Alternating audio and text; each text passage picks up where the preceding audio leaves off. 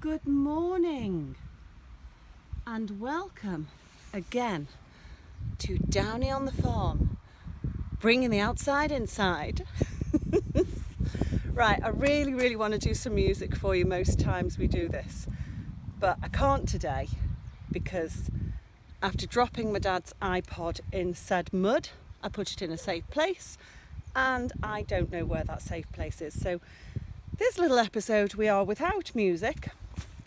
And I'm a bit concerned because I've gone and committed myself to 12 episodes of 15 minutes and I've got to try and make this place look exciting, and it's actually, bottom line is, it's not that exciting, but I have committed, and some of you may think I should be committed but no, today I think we're just going to talk about well-being.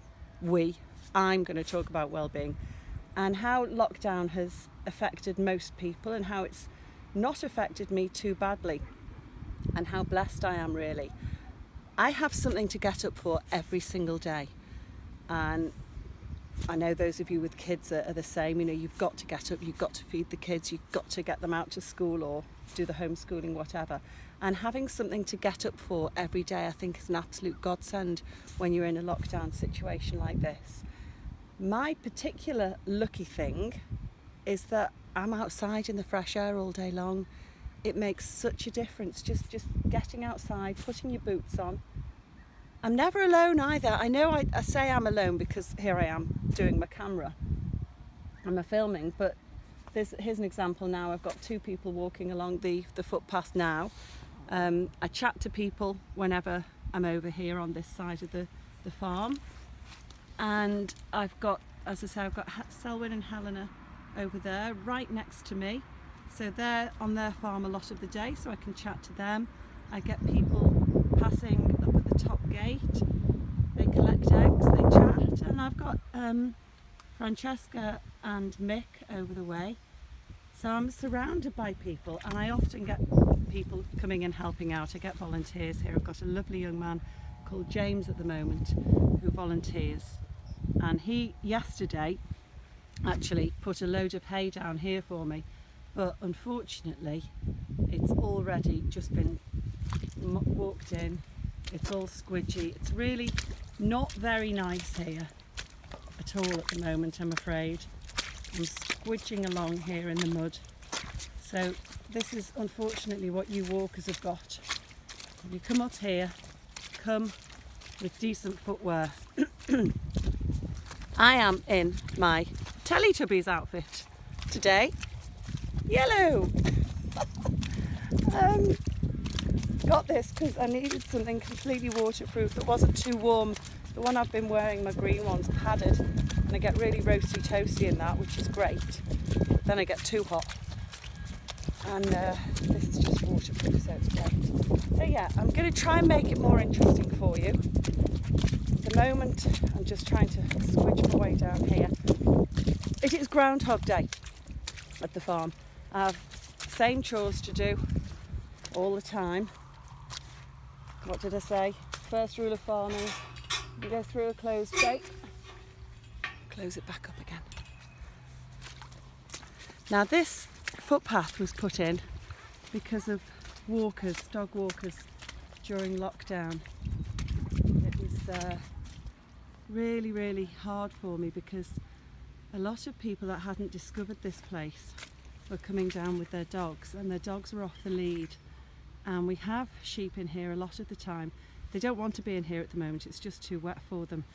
But the sheep were in here and people were letting their dogs off the lead, and nothing nasty happened, but it has happened in the past. We've had one of our lambs was attacked by a dog a couple of years ago and killed, and it was just so distressing, it really was. So yeah, my animals are my primary concern. I really do want the footpath to be nice for walkers, but you are, I'm afraid, a secondary concern of mine. So the sheep really, they don't want to be in here at the moment. I leave the gate open while I'm here so that they can come in if they want, but it's just too muddy for them. I only leave them in here when I'm here because I'm just afraid of dogs coming out and people not quite respecting the country law. That's me stepping off my orange box now. Can't look at you because I'm trying to negotiate my way down here. I'm going to take you into the orchard today. I'm sure loads of you have actually pressed stop already because this really isn't very interesting for you, but it is my life. It is Downey on the farm, and I am bringing the outside inside. This is great. I've suddenly got on terra firma here. So here we go. We're coming into the orchard. This is, if you think about it, that's the top of the farm. This is Wales. Then we're coming through the fence into New Zealand. We've got a lovely orchard here. Not that lovely at the moment. We have mulberry bush. The mulberry bushes are the first to shed their leaves and the last to grow their leaves, so we don't get much of a season on the old mulberry bush. We have 3 plum trees. We have 3 apple trees, 3 pear trees. There's another mulberry bush at the end there. Nice little place to sit and have a coffee. And I know I'm not allowed to, because it's not my property, this flag post, this telegraph post. But I also have hanging baskets on my telegraph post because, as I said, we take great pride in our farm.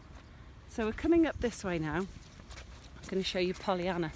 I said the other day that I was a bit concerned about her. She didn't look too well. Well, she's still not great. She's not shivering anymore. She's not cold. But it's not like Polly to come inside. Polly, she's a wanderer. She's outside all the time. She stays on her own. She doesn't think she's a sheep.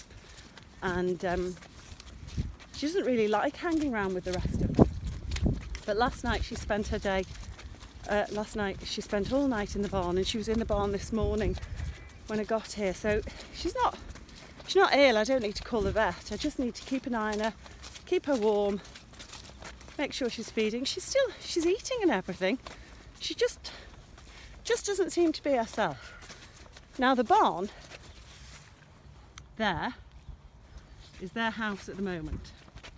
But when spring comes, if we have lambs, they're turfed out of there and they're brought into that. That becomes their... Oh, not very steady on that, am I?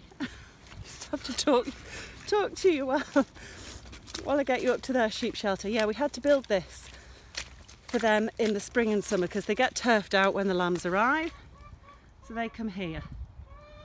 And it's really not a pleasant place in the winter.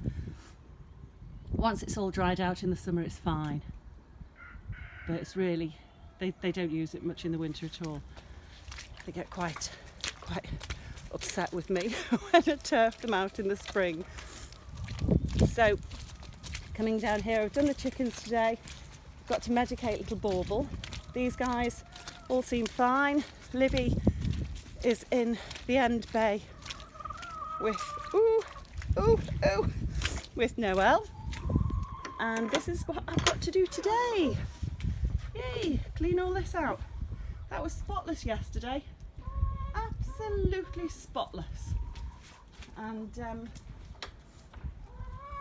overnight, of course, it gets wet. Ooh, straw goes everywhere, the hay rather goes everywhere. So I've got Di, these 3, Jean, Diana and Tibby, constantly hang around waiting for food. And here's Polly now. Hey Paul. Hey. How you doing, sweetie? Hi darling. I'm going to give her an extra little bit of food now. So it's a bit difficult feeding time when you've got them in here. I'm just going to get this out. See, look, they're trying to get in there. Well, you can just have this little bit. Oh, there we go. No. No, guys. Don't be pushing me over. So I'm just going to put a couple of spoonfuls out for them. There are just because the 3 that are always hanging around for food are the old girls, so I always give them a bit extra, and Diana. But look, the others think there's something interesting going on. You are not getting fed. This afternoon you can get fed. It's not going to happen this morning. No, no, no, no, no. Oh, no, no, no, no. Just these 4 today. So Polka, she's a bit poorly. And these 3, we have Tibby. I think Tibby must be, well, she was 9 when she came to me. She must be at least 13. Diana, I reckon she's going to be 16 in April. And then Jean at the end, I think she's about 13, maybe 14. So they're the ones. Here they are, coming in. Heathcliff here. Heathcliff. And B. I'm sorry, guys. No. And Pip. Pip came from Selwyn and Helena. I'd looked after him for a little while with my guys, and he was going off to another place, and I loved Pip. I got so used to him, looking after him, that I asked them would they mind if I kept him, and they loved him too, so they were very happy for me to keep hold of him. I'm afraid that's about it for today. It's really not been an interesting one. It is Groundhog Day. Do you know what? Sorry to ruin the moment, everybody, but somebody is off the footpath and in the field. So I'm afraid I've just got to go and investigate. See, it does get exciting. It does. The footpath is there for a reason, and even though it's muddy, yeah, it's not nice, but I'm afraid there's a reason it's there.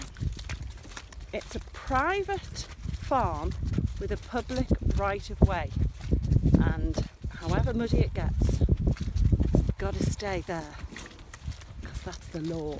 Anyway, I'm not going to lose my temper. I'm in a really good mood today. I'm signing off. Downey off the farm. Over and out. Bye.